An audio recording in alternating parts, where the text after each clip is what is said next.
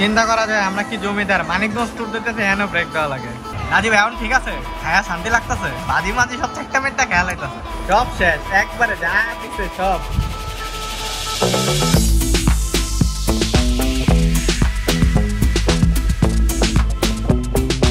ওই পাশে মেয়র হানি ফ্লাইওভার, আর এই পাশে গাবতলিটা পার হইলেই মনে হয় যে কই যেন ট্যুরে যেতেছে, মনের ভিতরে একটু পুতু পুতু পুতু পুতু করে। বন্ধুরা আমরা এখন আছি আমিন বাজার, টেকনিক্যালি বলতে গেলে আমিন বাজার না, আমিন বাজারের একটু আগে, মাত্র গাবতলি পার হইলাম। সকাল সকাল বেরোয় পড়লাম বিকজ অফ কাজ আছে, ট্যুর না ভাই, কাজে যাইতেছে, মানিকগঞ্জ যাওয়া লাগতেছে একটা গুরুত্বপূর্ণ কাজে। অনেকদিন হয়ে গেছে মানিকগঞ্জ রুটে যাই না, মানিকগঞ্জ যাওয়া পড়তেছে না, লাস্ট কত এক দেড় বছর হয়ে গেছে মানিকগঞ্জ যাই না। এইখানকার রোড ঘাট দেখা মোটামুটি তো আমি অবাক, অনেকদিন হয়েছে অ্যাকচুয়ালি এইদিকে আসা হয় না। এইদিকে রোড ঘাটের যে মানে এত উন্নতি হয়েছে এটা তো না দেখলে বিশ্বাসই হইতো না। আমারে অনেকে বলতেছিল যে ভাই ওদিকে যাইতেছেন, ওদিকে গেলে এখন চিনবেন না বিকজ অফ আপনি অনেকদিন পরে যেতেছেন, ওদিকে রোড ঘাট তো পুরো সাইফাই রোড হয়ে গেছে। এখন তো আইসা দেখতেছি ঘটনা পুরোপুরি সত্য, ঢাকা চিটাগাং রোডের মতো সুন্দর বানা ফেলছে, কিছু কিছু জায়গায় ঢাকা চিটাগাংয়ের থেকেও বেশি সুন্দর। আরও সকালে বের হওয়া উচিত ছিল, অ্যাকচুয়ালি আমাদের প্ল্যান ছিল আরও সকালে বের হওয়ার, বাট আনফর্চুনেটলি আমরা কেউ ঘুমের থেকে উঠতে পারি না। আমার পিছনে রাজীব আছে, আমার ঠিক পিছনে।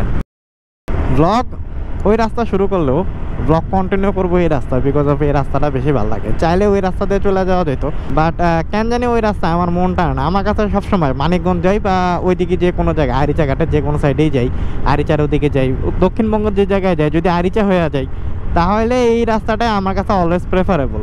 ওই রাস্তাটা সুন্দর হওয়ার কারণে আমি ভাবছিলাম এই পাশে গাড়ি ঘোড়ার চাপ একটু হইলেও কমছে, বাট কমে নাই। প্রাইভেট কারগুলো এখনও স্টিল এই রাস্তাটা ইউজ করতেছে। এত সুন্দর রাস্তা ফালায় তোরা কেন ভাই আঞ্চলিক সড়কে আসো?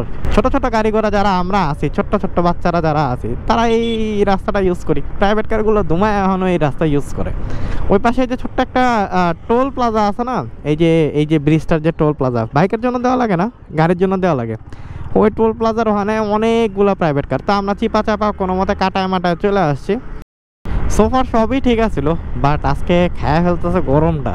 সকালবেলা উঠছি একবারে ঝিঝি রোদ, এখনও সে ঝিঝি রোদ চলতেছে।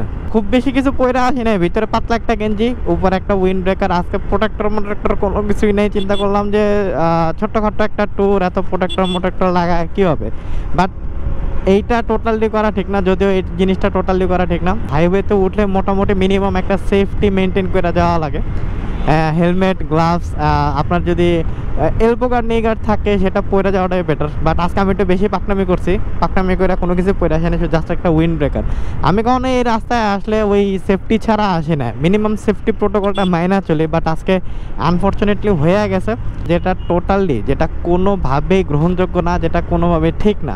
এই রোডটা হলো কি আপনার মেইন হাইওয়ে থেকে একটু বেশি ট্রিকি বিকজ অফ এখানে না বড় গাড়ির চাপ নাই। বড় গাড়ি বলতে দুই একটা বাস মাঝে মাঝে দেখা যায়, বাট এই যে ছোট গাড়িগুলো স্পেশালি প্রাইভেট কার, সিএনজি আর টেসলা, এই তিনটা যানবাহন প্রচণ্ড রিকলেসলি চলাফেরা করে। স্পেশালি টেসলাগুলো ডানে যায় বামে যায় কোনো ধরনের কোনো সিগন্যাল ছাড়াই, ওই যে সামনে একটা টাস করে ঘুরে ফেলছে। তো এই কারণে এই রাস্তা একটু হইলেও যারা এই রাস্তা ইউজ করেন তারা এই জিনিসটা ভালো করে জানেন, এই রাস্তা চলাচল যারা করেন তারা জিনিসটা ভালো করে জানেন, একটু সাবধানে এই রাস্তাগুলো একটু সাবধানে। শুধু এইটা না, বাংলাদেশে যতগুলো এই আঞ্চলিক সড়ক আছে, আঞ্চলিক সড়কগুলোতে না এই ছোট ছোট গাড়ির প্রেশারটা থাকে বেশি, ঝামেলাটা থাকে বেশি। বড় গাড়ি তারপরও একটু নিয়ম শৃঙ্খলা মাইনা চলে, একটু সিস্টেম মেনটেন করে। বাট ছোট যে গাড়িগুলো আছে, স্পেশালি টেসলার কথা যদি বলি, এদের মানে অ্যাকচুয়ালি মন চাইছে একটা মোচড় দিয়া দেই, একটা ইউটার্ন নিয়ে আনি, এই হইল গিয়ে অবস্থা। আর সবচেয়ে বড় অ্যালার্মিং বিষয় যেটা, সেটা হলো গিয়া এই টেসলা ড্রাইভারদের কোনো ধরনের কোনো ড্রাইভিং লাইসেন্স লাগে না। মানে জাস্ট হইলো গিয়া রাস্তা চিনলে হয়েছে, এটা সোজা যায়, ডাইনে যায় বামে যায়, এগুলো না চিনলে হয়। সো এদের থেকে সবসময় একটু দূরে থাকার চেষ্টা করবেন। আর যদি ইনকেস আল্লাহ না করুক যদি মাইরেই দেন, বা তারা যদি মাইরেই দেয়, ও ভাই গরিব মানুষ ছেড়া দেন। এটা মানে মোস্ট অফ দ্য কেস আমি অনেক জায়গায় দেখছি, সোশ্যাল মিডিয়াতে মোটামুটি অনেক জায়গায় দেখছি, দেখা গেছে যে পুরাপুরি টেসলা ড্রাইভারের দোষ, মাইরা দিছে, বাইকের ক্ষতি হয়েছে, যে ড্রাইভার তার ক্ষতি হয়েছে।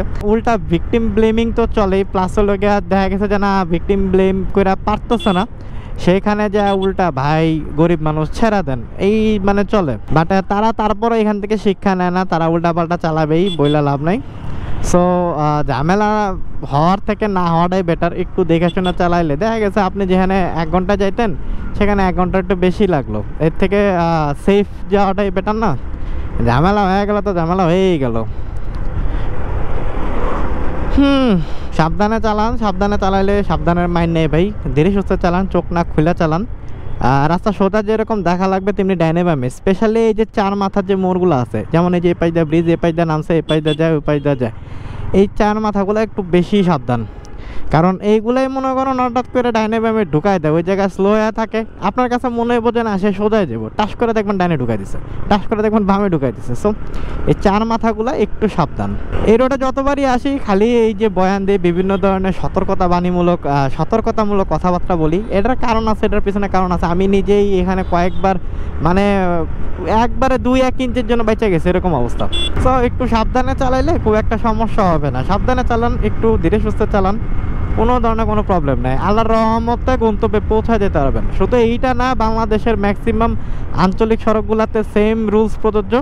আপনি যতটুকু খাইতে পারবেন ঠিক ততটুকুই মাখায়েন, এর উপরে মাখায়েন না। স্পিড যেখানে মনে করেন 30-40 হলে ইনাফ, 30-40ই রাখেন, ওই 50-60 তোলার দরকার নেই। আপনি যেটা পারেন, যতটুকু পারেন অতটুকুই চালান, এর উপরে চালানোর দরকার নেই। পরে দেখা গেছে ঝামেলা বাড়বে ভাই, ঝামেলা কমবে না। যাই হোক, অনেক সতর্কতামূলক কথা বললাম, অনেক উপদেশমূলক কথা বললাম। এখন এই যে রাস্তার কথা বলি, রাস্তা সো ফার সো গুড, খুবই সুন্দর একটা রাস্তা, অলওয়েজ প্রিয় রাস্তা। ওই পাশের রাস্তা সুন্দর হওয়ার পরও এই রাস্তা দিয়ে আসি জাস্ট খালি এই রাস্তার সৌন্দর্য উপভোগ করার জন্য। আর এই যার মাত্র 41 কিলোমিটার। মানিকগঞ্জ কত কিলোমিটার আমি নিজেও জানি না, হয়তো বা আছে আর 20 ওরকম 20-এর মতোই থাকার কথা। মাত্র সিংগাইর পার হয়ে আসলাম। একটু স্লোই চালাইতেছি, মাঝে মাঝে যখন দরকার একটু স্পিড বাড়াইতেছি। রাস্তায় যেরকম ভাবছিলাম যে ঈদের পর হয়তো বা লোকজনের ভিড় একটু কম, হয়তো বা গাড়ি ঘোড়ার চাপও একটু কম হবে, বাট সে আশায় ঘুরে বালি সেরকম কোনো কিছু না। রাস্তা যথেষ্ট পরিমাণে, স্পেশালি যে ছোটো গাড়িগুলোর চাপ আছে। আমি ভাবছিলাম 9টার সময় বেরিয়েছি, 9:30 পৌনে 10টার ভিতরে পৌঁছায় যেতে পারবো, বাট মনে হয় না সম্ভব। 9:30 তো এখনই বাজে। চিন্তা করা যায় আমরা কি জমিদার, মানিকগঞ্জ ট্যুর দিতেছে এখানেও ব্রেক দেওয়া লাগে। ঘটনা, আমি সকালবেলা নাস্তা করে বেরিয়েছি। ওই যেটা বললাম আর্লি বেরোনোর কথা ছিল, বাট আর্লি বেরোতে পারিনি, দেরি হয়ে গেছে। তো ওই তাড়াহুড়ার চোটে আমি নাস্তা করতে পারছি ঠিকই, কিন্তু রাজীব আর সোনামণি নাস্তা করে বাসা থেকে বেরোতে পারে নাই। তো মানিকগঞ্জ যাইতেই বলতেছে ভাই আমার খিদা লাগছে। তো মানিকগঞ্জ কাজ শেষ করলাম, কাজ শেষ করে যে এখন এইসব বসলাম, ব্যাক করতেছে, ঢাকার দিকে ব্যাক করতেছে। এখন কইতেছে ভাই এখন আমার খাওয়াই লাগবো, না খাইলে আর চলতেছে না ভাই। বাইক চালাইতেছে, আমিও চললে কি না চললে কি। তারপরে যে মানবতার খাতিরে এই যে নাস্তা করতে বসলাম, ও নাস্তা করতেছে, আমি ফান্টা খাইতেছি, ফান্টা খাচ্ছি, আরাম পাচ্ছি। এনে অন্য কিছু নাই, ভাবছিলাম একটা জুস মুস খামো ফুটো, বাট আনফর্চুনেটলি এনে জুস নাই, খালি ফান্টা মান্টা এগুলা। যখন বাইক স্টার্ট দিয়েছি সকালবেলায় ঢাকা থেকে যখন বেরোয়, মোটামুটি গরমটা সহনীয় ছিল। বাট এখন সময়ের সাথে 10:30 বাজে সকাল, সময়ের সাথে অবস্থা খারাপ হইতেছে, প্রচুর পরিমাণ গরম। এই ব্রেকটা দেওয়া দরকার ছিল, অন্তত পানি টানি খাওয়ার জন্য ব্রেকটা দেওয়া দরকার ছিল। আদারওয়াইজ যে পরিমাণ প্যারা খাইতেছিলাম মানে বলার বাইরে। রোদ উঠছে, একবারে খাড়া রোদটা পড়তেছে মোয়ের উপরে, আর ঢাকার দিকে যাইতে রোদ মোয়ের উপর পড়ে, সিরিয়াস খারাপ লাগতেছে। রাজীব করতেছে ভাই আমার সিরিয়াস বোরিং লাগতেছে। এটা আমি জানি যারা পিলিয়ন থাকে, বাইকে পিলিয়ন অবস্থায় থাকাটা বেশি বোরিং। চালাইলে মোটামুটি একটা ফিল পাওয়া যায়, বাট পিলিয়ন অবস্থায় থাকাটা মানে খুবই কষ্টকর। পয়সা টাকা খালি রাস্তা দেওয়া ধান্দার মতো, এটা আসলে কষ্টকর। রাজীব এখন ঠিক আছে, খায়া শান্তি লাগতেছে, মন ভরছে কেমন? মানিকগঞ্জ হাইওয়েতে মানে এরকম হোটেল আনবিলিভেবল। এসি আছে, হ্যাঁ ওই যে এসি আছে, ফ্যান আছে। ওয়েল, আরেকটা বিষয়টা হলো কি, মানিকগঞ্জ টু ঢাকা বহুবার এই রাস্তায় যাতায়াত করা হয়েছে, বহুবার, হিসাবের বাইরে।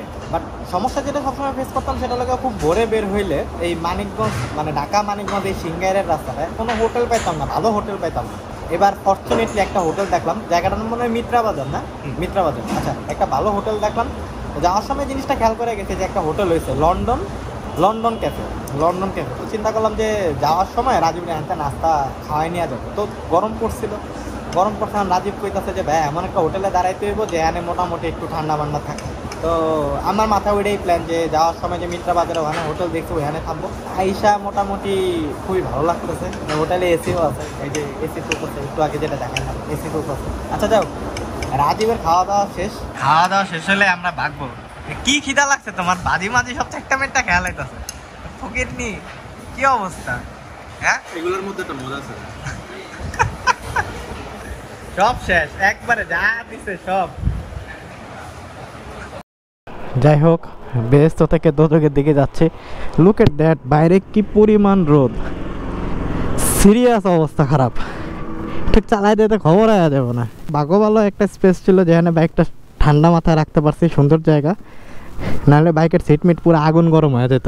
বাইক চালালে একটু ঠান্ডা ঠান্ডা লাগে, আদারওয়াইজ এই রোদের ভিতর যদি একটু দাঁড়ায় থাকেন অবস্থা খারাপ হয়ে যায়। আমার মনে হইতেছে আমার প্রেশার বেড়ে গেছে এরকম লাগতেছে। আচ্ছা এখন এই শর্ট ট্যুর শর্ট রাইডের একটু সামারাইজেশন দেই। সামারাইজেশন হলো কি, মানিকগঞ্জে একটা কাজ ছিল, মানিকগঞ্জে একটা কাজ ছিল, প্রতি বছরই থাকে, প্রতি বছরের ন্যায় এই বছরও কাজটা কমপ্লিট করা দরকার ছিল। আমার অ্যাকচুয়ালি আরও আগেই আসার কথা ছিল, বাট একটু ঝামেলার কারণে আর আসা হয় নাই। পরে চিন্তা করে দেখলাম যে এরকম একদিন দুই দিন পিছাইতে পিছাইতে পরে আর আসাই হবে না, পরে দিয়ে দেখা গেছে ঝামেলা বেঁচে যাবে, আমি আর আসতেই পারবো না। তো ঝামেলা বাজার আগেই চলে যাইতেছি, কাজ শেষ করে ফেললাম আর কি। এই তো এই ছিল, আর মধ্যে দিয়ে ছোট্টখাট্ট একটা রাইড হয়ে গেল। সকাল 9টায় যাত্রা শুরু হয়েছিল, এখন বাজতেছে 11টা, মোটামুটি 10-11 2 ঘন্টা হয়েছে। বাসায় যেতে যেতে ধরা যাক আরও যদি জ্যাম না খাই তাহলে দেখা গেছে আর 1 ঘন্টার ভিতর বাসায় পৌঁছা যাবো। 1 ঘন্টা লাগার কথা না, তা আমি 1 ঘন্টা ধরছি। তো এরই সাথে শেষ হলো আমাদের শর্টকাট ছোটোখাটো মানিকগঞ্জ ট্যুর। আমরা এখন ডিসিপাড়া বাজার, গুলিস্তান 35 কিলোমিটার, আমাদের বাসা পর্যন্ত সর্বোচ্চ গেলে 30 কিলোমিটার বা একটু কম হইতে পারে। আর ঘটনার লেগে ব্লগ শেষ করে দিই, ব্লগ শেষ করে দিই। আর কি দেখাবো, দেখানোর কোনো কিছু নাই। আর সত্যি কথা ব্লগটাই না বড় করার মতো কোনো কিছু নাই। শর্টকাট ট্যুর, শর্টকাট ব্লগ, ছোটোখাটো ব্লগ থাকাই ভালো। ব্লগ যত ছোটো হয় মানুষ তত বেশি দেখে। সিংহের বাজার 4 কিলোমিটার আছে, সিংহের বাজার পার হইলে তো মোটামুটি ওই ব্রিজটা, বড় ব্রিজ পার হইলেই আমাদের হেমায়তপুর পার হইলেই আমিন বাজার পার হইলে গাবতলি পার হইলে টেকনিক্যাল, দেন আমাদের বাসা। টেকনিক্যাল আমাদের বাসা না, টেকনিক্যালের পর আরও 2-3টা জায়গা আছে। আচ্ছা যাই হোক, এখন ঘটনা হয়েছে কি, ঘটনা হইলে গিয়ে ব্লগ শেষ করি। So that's it, that's all for today. দেখা হচ্ছে সামনের ভিডিওতে, সে পর্যন্ত সবাই ভালো থাকুন, সুস্থ থাকুন, যাও।